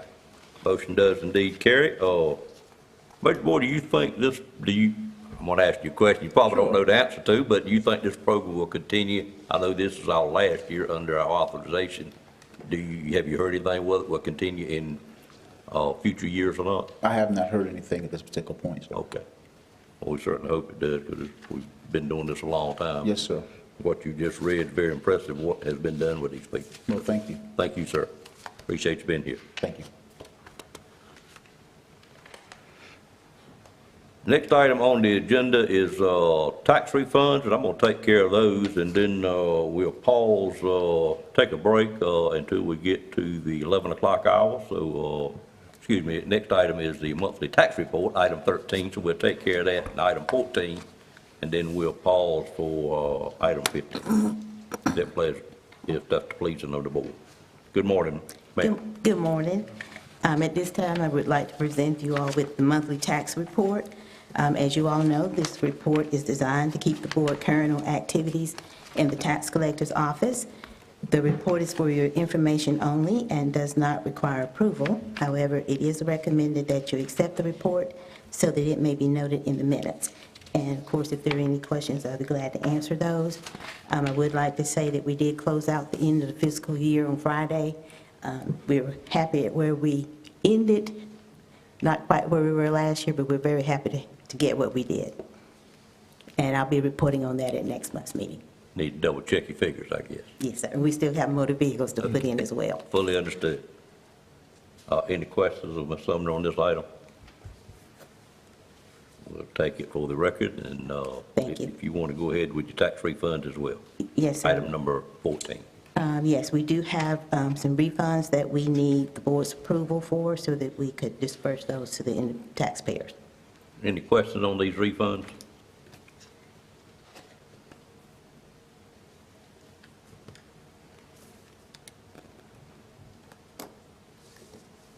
Seeing none, entertain a motion for approval. So moved. Moved by Commissioner Wilkins, there a second? Second. Second by Commissioner Arrington, Commissioner Leggett. Questions on the motion? Seeing none, all in favor of the motion, let it be known by saying aye. Aye. Any opposed by a like sign? Motion carries as well. And I had a commissioner call for a recess, so we're going to take that at this time. And going to be a long recess, so we really don't need to do. We should take a short recess, and then we'll come back for the equalization and review. How long? Thank you. 15 minutes, 10 minutes.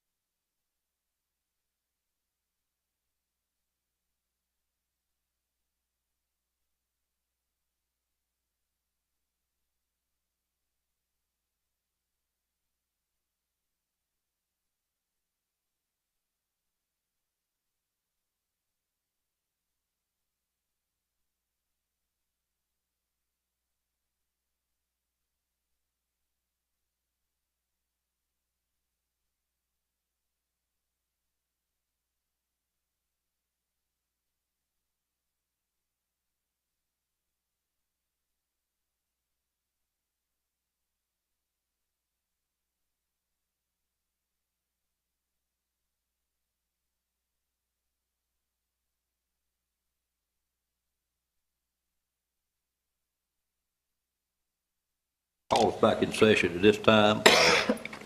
We would normally be on item 15. It has a time designated of 11 a.m. Therefore, we're going to move to item number 16, which is budget amendments, and I'll call on Donna Wood to go through these at this time.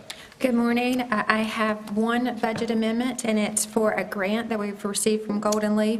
So this is for the 2024-25 fiscal year. This amendment is presented to budget $34,000 grant funds received from Golden Leaf for the Golden Leaf Site Program, Whitaker's Business and Industry Center Due Diligence Project. It required local match. It requires a local match of $4,000. The local match of $4,000, which was originally budgeted in economic development, and is being transferred to grants and intergovernmental to simplify the administration of the project. So this is a budget amendment for $34,000. I guess we're working under new budget at this We time? are. Today is the first day of our new year. So this is not last year's money? No, you're this is transferring? Okay. Or the new year. Mr. Boone, are you able to tell us a little bit about this grant? What we're going to be doing? Is this the site that we have left on the 95 side?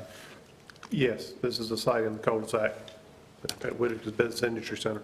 And what will it consist of?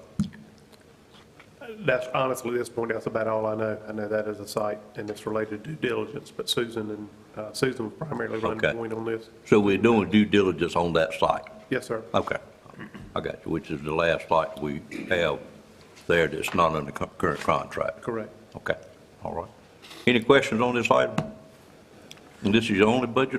This is my only budget amendment. Starting out the year very clean, aren't you? We are, and we hope to keep it that way. Okay. All right, no question, entertain a motion to approve this budget amendment. So moved. Moved by Commissioner Wilkins, second by Commissioner Ayrton. Questions on the motion? Seeing none, all in favor of that motion, let it be known by saying aye. Aye. Any opposed by like sign? Motion carries. Thank you. Ma'am. Light day for you. Next item on the agenda is board appointments. Can we do that in about 7 minutes, ma'am? I mean, I'm just asking. Yes. You don't have many? No, we have board appointments. Okay, go ahead then. We'll do it quickly. No, I'm not pushing you. No. It doesn't take long. Good morning. I can't do it before 11 o'clock. Yes, we'll make it. Good morning. Good morning. So we have several board appointments here. First is the ABC Board Chairman. The Nash County ABC Board has voted to reappoint Mr. Kenneth E. Gilliam to chair the board for the 2024-2025 year. This action complies with North Carolina General Statute 18B 700A. The appointing authority shall designate one member as chairman. The ABC Board is requesting your approval of the reappointment of Mr. Gilliam as chairman. Questions on that item? Entertain a motion for approval. Make a motion, we reappoint Mr. Gillum as chairman. Motion by Commissioner Combs, there a second? Second by Commissioner Bellfield. Questions on the motion? Seeing none, all in favor, let it be known by saying aye. Aye. Any opposed by a like sign? Motion stand approved. Next item. Thank you. Next is Nash Healthcare Systems Board of Commissioners. Per the new operating agreement, the Nash Healthcare Systems expanded its board to include 2 Nash County Commissioner appointments. They now have a 15-member board. We are recommending this board's approval of Commissioner Gwen Wilkins to serve as the second commissioner on the Nash Healthcare System Board. I understand what we'll actually be doing is recommending her, and correct me, manager, if I'm wrong, and it will go to the hospital, and she'll be vetted like all members are, and then we'll get it back from the hospital. That's when we will actually approve that. Do you agree with me, Commissioner Leggett and Madam Manager? Okay. Okay, all right. I think that's the process that we agreed to there in the negotiations of everything. So actually what we'll be doing, the board will be approving the person we're going to send through the established network of getting a board member. Okay. All right. Thank you. Any questions on this item? No. Seeing none, I'd entertain a motion for recommending Commissioner Wilkins to the hospital for approval for the new board member. So moved. Moved by Commissioner Leggett. I'm going to take it from Leggett since she's on the board. Second from Commissioner Ayrton. Questions on the motion? Seeing none, all in favor, let it be known by saying aye. Aye. Any opposed by a like sign? That motion indeed carries. Thank you. Next, we have the STEP Partnership, Strategic Twin Counties Educational Partnership. Please consider the new appointment of Susan Phelps to the Strategic Twin Counties Educational Partnership. Per the STEP bylaws, this partnership is to have an at-large board member appointed by the Nash County Commissioners. Susan Phelps is eligible, willing, and recommended for appointment. If approved, her 2-year term will run from July 1st, 2024 to June 30th, 2026. Question on this appointment? Entertain a motion for approval. So moved. Moved by Commissioner Wilkins, is there a second? Second. Second by Commissioner Outlaw. Questions on the motion? Seeing none, all in favor, let it be known by saying aye. Aye. Any opposed by a like sign? Motion carries as well. Thank you. Next, we have the Braswell Memorial Library Board of Trustees. So this Board of County Commissioners is asked to identify a replacement for the Braswell Memorial Library Board of Trustees Chair. Dr. LaShonda Washington stepped down as chair effective June 1st, 2024. She was actually serving the unexpired term of Miss Elizabeth Overton, which expired on June 30th, 2024. And so we are looking to ask the commissioners to help identify a replacement. See, the way this thing is stated, it's not clear to myself, maybe clear to everyone else, but she is stepping down from chair. Is she stepping off of the board Off the totally? board altogether. Okay, so she's stepping off the board altogether, okay. So we're not looking, we don't replace that chair, we put a member in her place, is that correct? Is that what we're doing? Correct. Okay. Yes. All right. That's for informational purposes, and you're asking us to help identify someone, or did someone on staff have somebody they want to recommend? We don't have a recommendation at this time. We can certainly look, into that if the board would like for staff to do that, or the board. It's up to you. How many appointments do we get? I think it's, I mean, we're not in a situation of concern about districts. I think we only just get a couple anyway, don't we? yeah, it's not enough It's to not cover all the enough. districts. If the board, if no one else opposed to it, I'd like for staff to help us identify that Okay. person that would be a good fit to be on that board. Okay, we can Is do that that. okay with everybody? Mr. Chairman, It is an important position, yes, ma'am. I would like to get staff's input, but also if any commissioners have any input. Sure. Of course. Absolutely. Yeah, Okay. didn't mean to circumvent that at all. All right, thank you, ma'am. Okay. Go ahead. Thank you. Finally, so the Nash County Board of Adjustment, again, the Board of Commissioners is asked to appoint 2 new members to the Nash County Board of Adjustment to serve as alternate member number 2 and alternate member number 3. Although not a requirement, the board typically seeks to appoint at least 1 member representing each of the 7 commissioner districts. The Board of Adjustment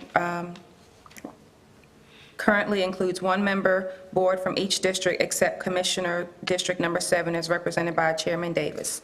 Since the Board of Adjustment includes 8 members, it is recommended that the board appoint 1 new member from Commissioner District Number 7 and a new member from any of the commissioner districts. Okay.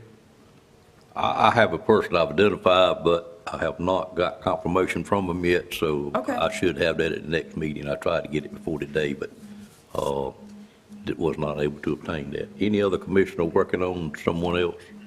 Need 1 more besides the 7, the one that I'm going to bring. Tia, did you get an application that I forwarded to you on Sean Lucas? An application? I did not. Well, I sent you one, and I'll send it again and address it next month, I guess. Was it for this particular job? Yeah, Board of Adjustment. Okay, okay.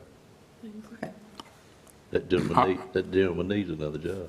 Huh? He needs another job, Well, if it's who I think it is. Sean, yeah, that's who you think, Okay. yeah. Okay. Well, He's very well qualified. He's very well qualified, I agree. Okay, well, I'll look for that, and you said you would have one. I will be sending you one before the week's out, I hope. Okay, thank you. I'll forward you this one again right now, and it might have been my phone. It's had a lot of problems lately, but anyway, I'll get it to you. Thank you so much. I got the same phone you got then, Commissioner Combs. That's All all, right, that's that's all it? I have. Okay. 2 Time and minutes perfect. over, I apologize. Thank you. No, we're good. All right, we go back up to item number 15, which is the Board of Equalization and Review, and I'll call on our tax assessor, Doris Sumner, at this time. Right. Good morning, another time. Good morning. At this time, we will do the Board of Equalization and Review in compliance with North Carolina General Statute 105-322. The Nash County Board of Equalization and Review will meet to hear upon request any and all taxpayers who own or control taxable property assessed for taxation in Nash County with respect to the valuation of such property. So I think we need to call the board back to order. All right, entertain a motion to call the Board of Equalization and Review back to order at this time. Moved by Commissioner Outlaw, second by Commissioner Wilkins. Questions on the motion? All in favor of the motion, let it be known by saying aye. Aye. Any opposed by like sign? Motion carries, and in the same motion, we temporarily recess the Board of Commissioners at this time. Yes, sir. And we do not have any docketed appeals scheduled for the board VNR this morning. Do not have any? No, sir. Okay. So, All right, but instruct me what to do next then. then I would like to, the board to offer a motion to adjourn the 2024 Board of Equalization and Review for the purpose of accepting any new appeals. And what this means is that you all can meet later for timely filed appeals that were presented during the informal process. So would you mind telling me that one more time? Okay, It's a little so- bit confusing to me. Yes, sir, we would like to go ahead and adjourn the meeting for the purposes of accepting any new appeals. Okay. Okay. But if you have some old ones that need to come to us, we would just schedule them. Yes, sir. Rather than schedule them today, we'd schedule it at the proper time. Yes, sir, Okay, I got it. at a later date, yes, sir. All right. Any questions on that instructions? Seeing none, I'd entertain a motion to adjourn the Board of Equalization and Review for this year, knowing that if we have any that that would be for getting new appeals, but if we do need to reconvene for hearing any old appeals that have already been turned in, we could do that at a later date. So the motion is to, Commissioner Harrison's motion is to adjourn the meeting for the current year Equalization Board of Review for receiving any new appeals. They'll second that motion. Second by Commissioner Combs.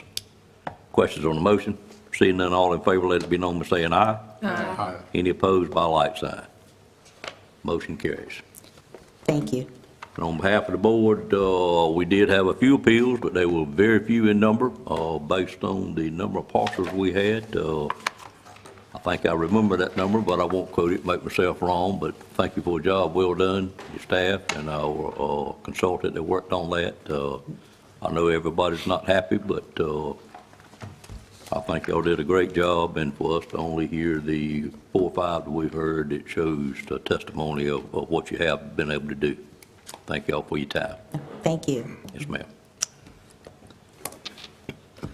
All right, we're now on item number 18, which is commissioner comments. Does any commissioner have any comments at this time? Mr. Chairman. Commissioner Leggett? Okay. Do have one comment. I just wanted to come back to, about our emergency services director stepping down. I really think that we need to make it our mission to fill this position back and to fix whatever it is that's gotten us to this point. We do have some great staff down there, but we need a leader in that department. And whatever it is that got them to this point, if it was internal or if it's external things, we need to make sure that there's nothing going on that we are ignoring. We want to make sure that we've got a strong department moving forward. Thank you. Other commissioners, comments? I'll be very brief on the housing report. I had another great month, particularly on the commercial side. Total permits on commercial that were issued in the month of June were $17,750,000. Large part of that was one of our industries, and another large part, of course, is the county itself and the shell building we're doing in conjunction with the town of Nashville. On new home permits, we had a total of 53, which was 36 stick-built homes and 17 modular units. They were 53 permits pulled by 27 different builders, which continue to show that we have a lot of builders that are interested in building in Nash County. And if we are able to continue to have anywhere near this number, it will help us to move forward to build our total assessed value, particularly on the commercial side, in the way that we really like to build it. So thank the staff down there in inspections for all they've done. Keep that department and permits coming in like they have, and been able to move them through the process. With that, we'll move to item number 19. 19 is the manager's report, and I'll call on the manager, Stacy Saxler, at this time to make that report.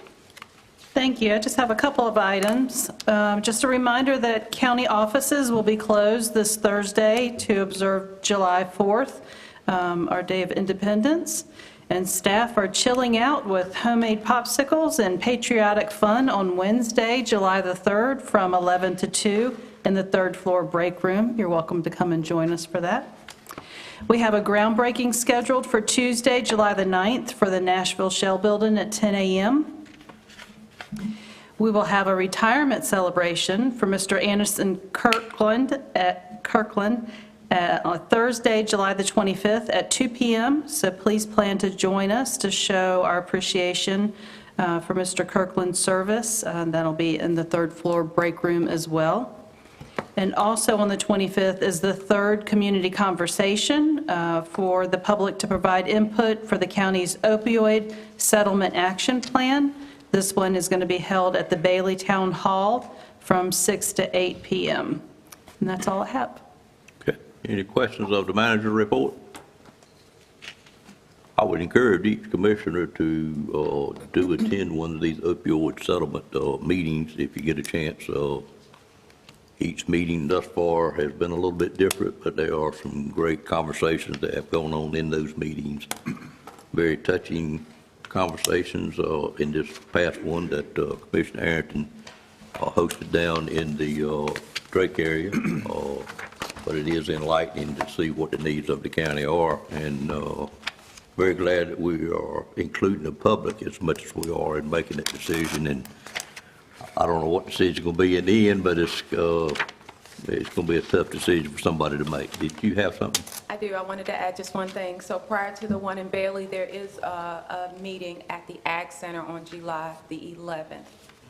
And so actually we'll count that one as our annual meeting, but we'll be right here at the Nashville Ag Center on July 11th. Okay, so the next one coming up is at the Ag Center on 11th? Yes, that is okay. correct. Okay. Thank you. All right.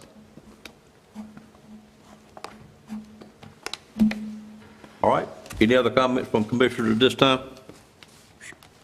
If not, I'll call for a closed session at this time. The closed session is for attorney-client privilege and economic development. And if there are no other comments by commissioners, I'd entertain a motion to go into closed session at this time. So moved. Moved by Commissioner Wilkins. Is there a second? Second. Second by Commissioner Belfield. Questions on that motion?